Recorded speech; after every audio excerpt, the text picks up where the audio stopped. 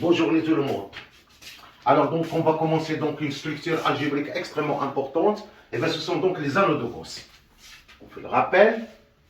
L'ensemble C mené de l'addition et de la multiplication est un corps qui est un corps commutatif. Ça, c'est un corps de référence. Bon, considérons donc l'équation de second degré x au carré plus x plus 2 égale à 0. Alors donc, il est évident que cette équation, théorème d'Alembert, elle est dans C, donc il va admettre deux solutions. Ces solutions doivent être conjuguées. Voilà le premier remarque que vous devez faire. Pourquoi? Parce que les coefficients, c'est un polynôme dont les coefficients sont donc des entiers. Alors donc c'est clair qu'elle va admettre effectivement, même s'ils sont réels, donc les solutions sont des solutions qui sont conjuguées, deux solutions conjuguées.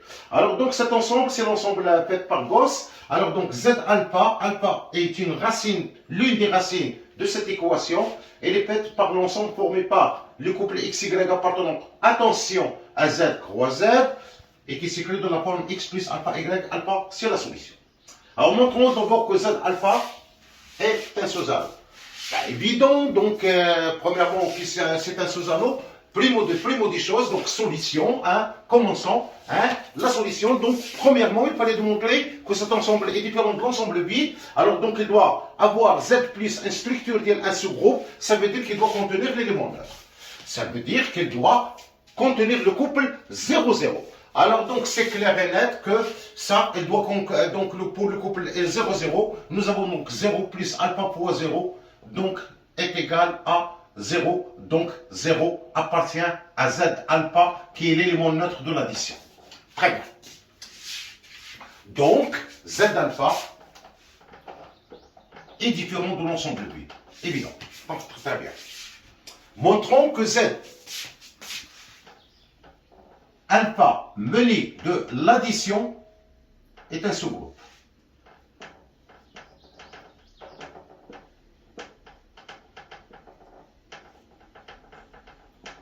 Commutatif.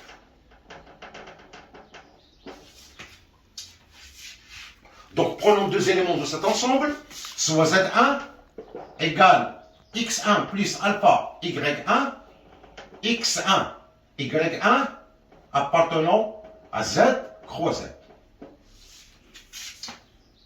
Soit Z2 X2 plus alpha Y2, X2 Y2 appartenant donc à Z croix Z. Z1 moins Z2.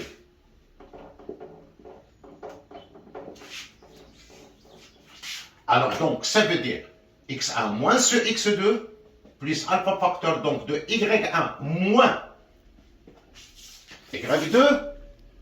Donc, c'est un élément qui appartient à Z alpha. Pourquoi? Pour la bonne et simple raison que X1 appartenant à Z et X2 appartenant à Z, X1 moins X2 appartenant donc à Z.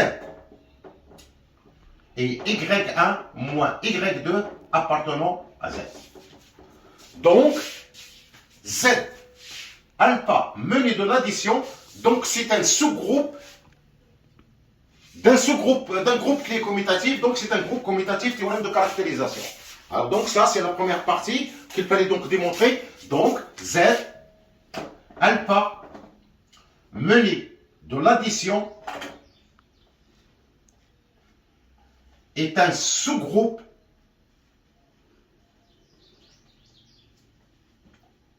d'un groupe commutatif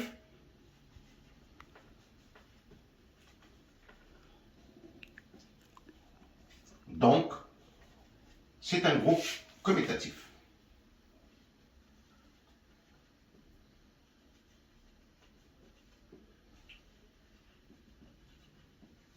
Toutes les sous-groupes sont des groupes. Théorème de caractérisation, c'est pas la peine donc de faire le rappel. Très bien. J'efface. Alors donc, il reste à démontrer la stabilité pour la deuxième loi qui est donc la multiplication. Qu'est-ce que ça veut dire ça? Ça veut dire la chose simple. On va prendre deux éléments de cet ensemble de Gauss, Z alpha. Est-ce que le produit de ces deux éléments reste dans cet ensemble Z alpha? Alors donc, soit toujours donc le Z1 déjà pris, hein, x1 plus alpha y1 et que z2 est égal x2 plus alpha y2. Je fais le rappel, x1 y1 sont donc des entiers de z croix z et x2 y2 sont donc des deux entiers de z croix z et alpha c'est l'une des racines de cette équation proposée qui est x au carré plus x plus 2 est égal à 0. Très bien. Est-ce que z1 fois z2 est un élément de z alpha? Pour voir. Alors donc ça, c'est clair. Alors donc, x1 plus alpha y1 facteur x2 plus alpha y2 est égal x1 x2 plus alpha x1 y2 plus alpha y1 x2 plus alpha au carré y1 y2. Très bien.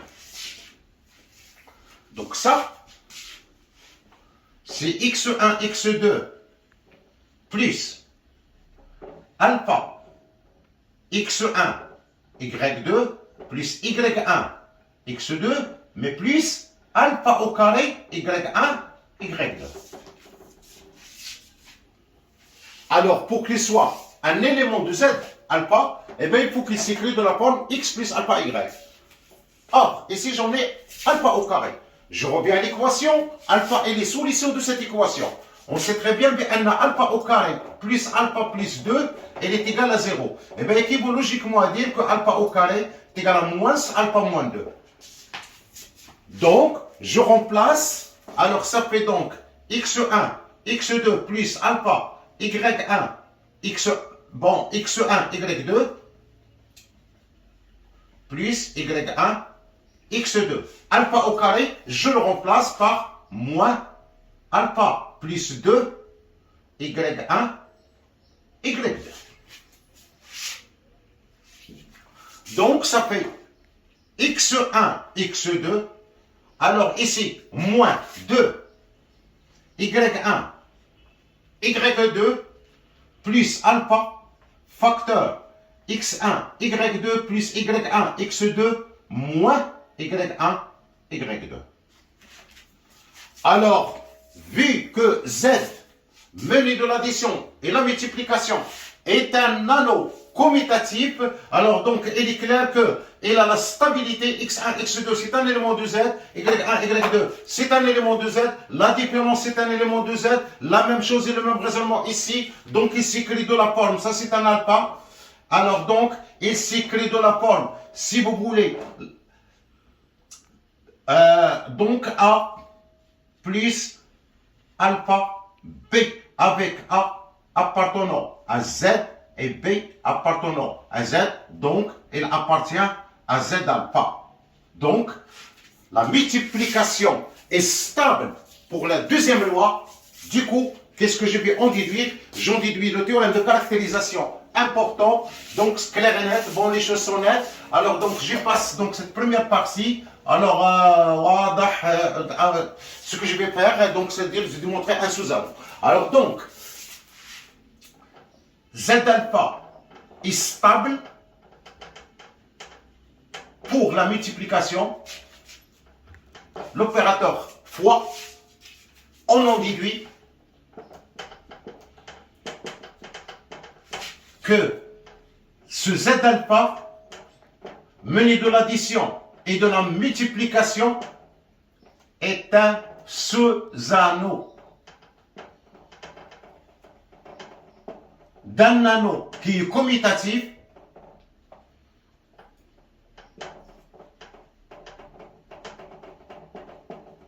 qui est C plus fois, donc c'est un anneau commutatif, théorème de caractérisation.